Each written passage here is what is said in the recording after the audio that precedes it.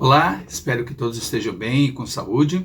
E vamos ao primeiro vídeo da aula de hoje, onde trataremos exclusivamente sobre a sentença declaratória de falência. Vamos lá. Então, podemos conceituar a falência de forma bem sintética como a decisão judicial que reconhece a procedência do pedido de falência, decretando a execução concursal do devedor empresário. Então, é a sentença declaratória de falência que dá início à execução concursal do devedor empresário, dando início à falência propriamente dita, onde o falido e os seus credores são submetidos a um novo regime obrigacional, o falimentar.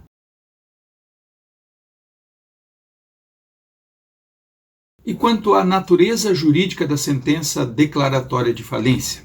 Ora, o nome já dá a ideia, de que ela seria declaratória.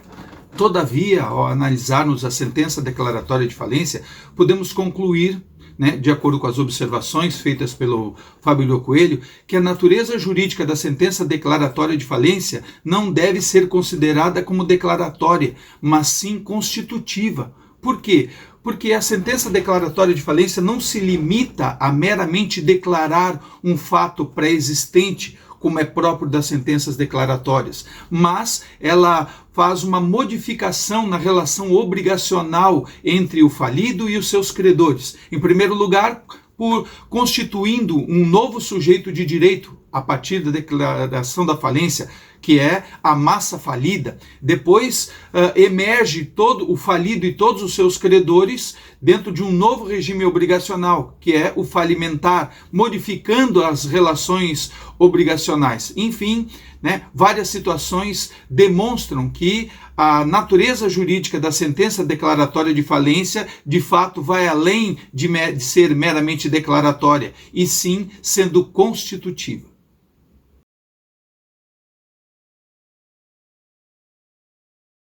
E quanto ao recurso cabível em relação à sentença declaratória de falência? Isso é um ponto bastante importante porque pode cair em pegadinha.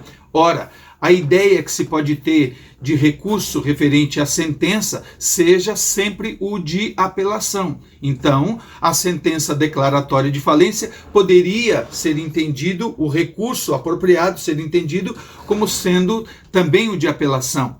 Porém, todavia, se apela de decisões terminativas. Ocorre que a sentença declaratória de falência não é terminativa, ela é interlocutória. E por ser uma decisão interlocutória, porque não termina o processo de falência ali, na verdade, a partir dali começa a falência propriamente dita, então o recurso cabível da sentença declaratória de falência não seria a apelação, e sim o agravo, na sua modalidade de agravo de instrumento.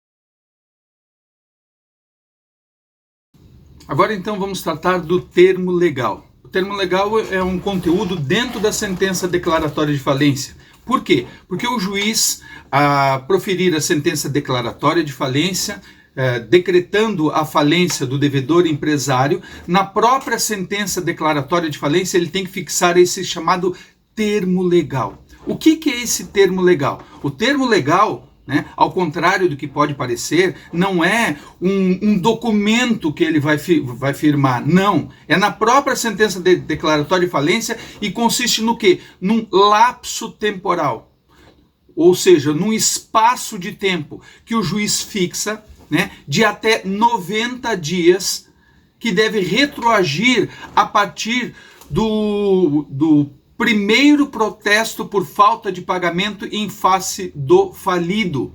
Então, o juiz vai ter que verificar os protestos promovidos por falta de pagamento, promovidos contra o falido, na época ainda não falido, e vai retroagir, até 90 dias deste prazo, ok? E aí vai fixar esse chamado termo legal. O que é isso? Por que ele fixa isso? É que dentro deste prazo dos até 90 dias anteriores ao primeiro protesto por falta de pagamento, entendeu o legislador que a falência estivesse sendo gestada, incubada, ou seja, que o falido, né, naquela oportunidade estaria praticando atos sob uma pressão de ruína financeira que em situação normal não faria. Por exemplo, lançando mão de liquidação precipitada de ativos, vendendo bens, né, de uma forma precipitada, muito abaixo do valor, né, dando privilégio, portanto, a uns credores em detrimento de outros.